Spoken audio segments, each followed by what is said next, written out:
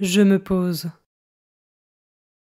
Je veille à être bien installé, dans une position à la fois agréable et tonique.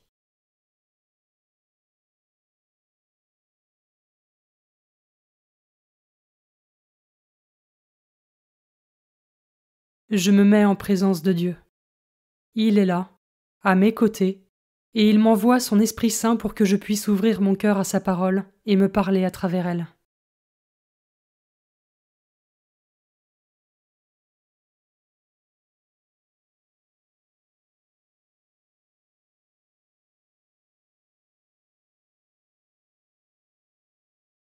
Commençons. Évangile de Jésus-Christ selon saint Luc, chapitre 21, versets 5 à 11. En ce temps-là, comme certains parlaient du temple, des belles pierres et des ex-voto qui le décoraient, Jésus leur déclara : Ce que vous contemplez, des jours viendront où il n'en restera pas pierre sur pierre, tout sera détruit.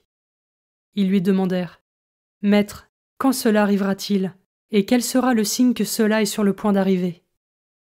Jésus répondit : Prenez garde de ne pas vous laisser égarer, car beaucoup viendront sous mon nom et diront : C'est moi. Ou encore : Le moment est tout proche. Ne marchez pas derrière eux. Quand vous entendrez parler de guerre et de désordre, ne soyez pas terrifiés. Il faut que cela arrive d'abord, mais ce ne sera pas aussitôt la fin. Alors Jésus ajouta : On se dressera nation contre nation, royaume contre royaume. Il y aura de grands tremblements de terre, et en divers lieux, des famines et des épidémies. Des phénomènes effrayants surviendront, et de grands signes venus du ciel.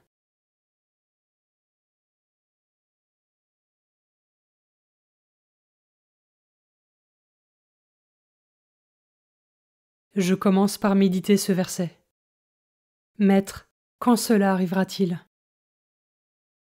Ces mystérieux événements dont parle Jésus tout du long, nul ne connaît la date de leur réalisation, elles restent cachées dans le secret du Père. Cependant, les consignes que donne Jésus resteront valables jusqu'à la fin des temps. Il faut espérer, il faut veiller. Suis-je dans cette perspective d'espérance et de prière ?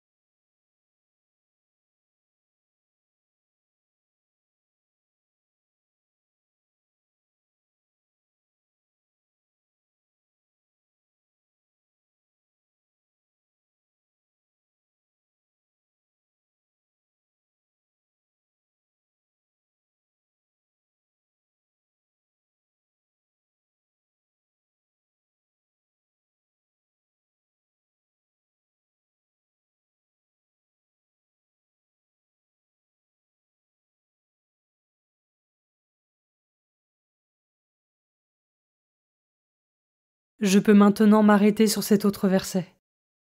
Prenez garde de ne pas vous laisser égarer, car beaucoup viendront sous mon nom et diront : C'est moi. Cette consigne que donne Jésus est également valable en tout temps d'épreuve. Il nous appelle à la méfiance envers les faux prophètes. Comment est-ce que j'accueille cette parole de Jésus ?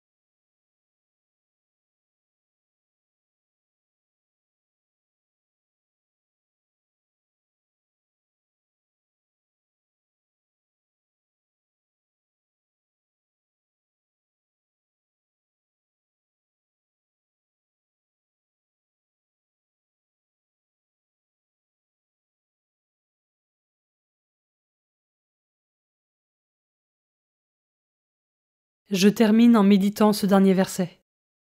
Il faut que cela arrive d'abord, mais ce ne sera pas aussitôt la fin. L'avenir n'appartient qu'à Dieu, qui seul connaît les repères ultimes du temps et de l'espace. Sachons utiliser le temps qui nous est donné pour le servir et l'aimer, pour accueillir et annoncer sa parole. Comment cela résonne en moi?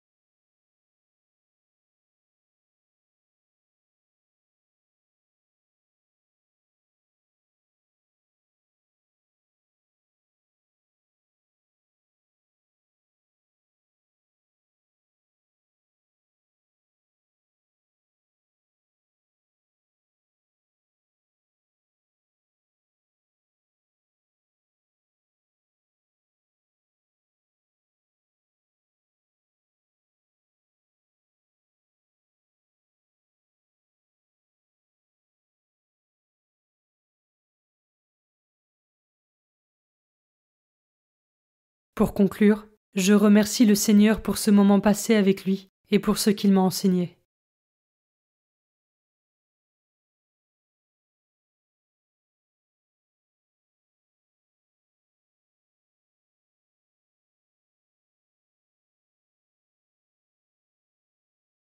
Belle journée et à demain.